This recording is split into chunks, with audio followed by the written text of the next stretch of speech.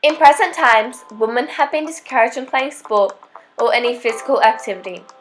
Women were seen as having poor strength and ability to perform in sport. In present times, women have the right to play sport, however men are still the dominant ones, and this is evident by men receiving more media coverage than women, with them receiving 81% of media coverage and women only receiving 7%. To put this into context, horse racing received more airtime than women's sport in Australia television news, it said. By comparing sport to the past years, we see how women were represented as weak and vulnerable, and it is obvious that the media is encouraging this disempowerment.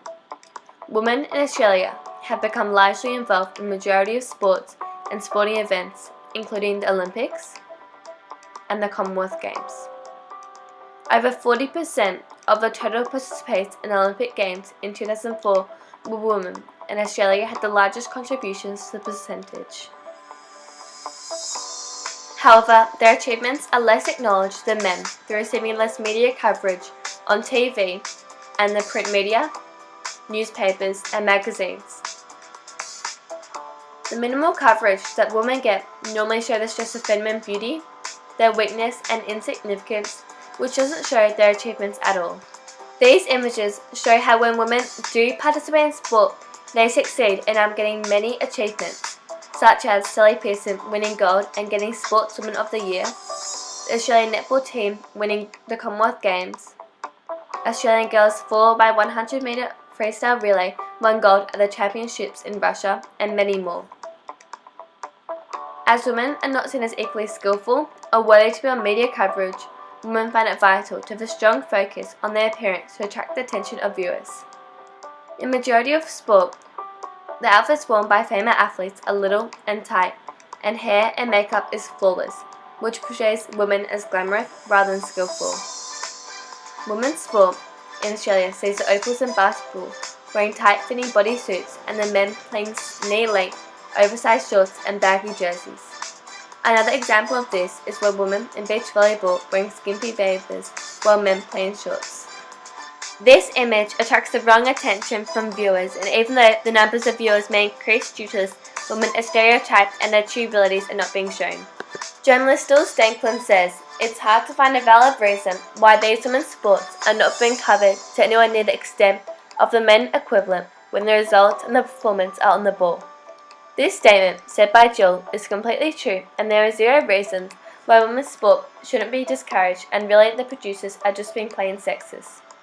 This problem was despite the ongoing successes and strong participation levels of women in sport. There are many benefits to why women's sport should be broadcast more, and Carrie Criff, Canberra Capitals coach, agrees and says our young people, boys and girls, get to see that women can lead, they can be coaches, they can be star athletes. This statement demonstrates that what our younger children see influences them, and if they get to see more of women's sport on popular TV, they will see that women can be star athletes, not just men. Netball took the broadcasting problem into their own hands as their business is growing into successful stories, and they realised that the Netball Australia body needs to pay their broadcasters more to get their footage on television. Netball is the only Australian company that pays the TV channels to produce their footage on television.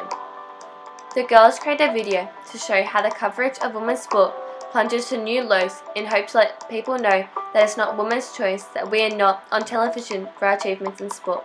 Here is a little bit of it.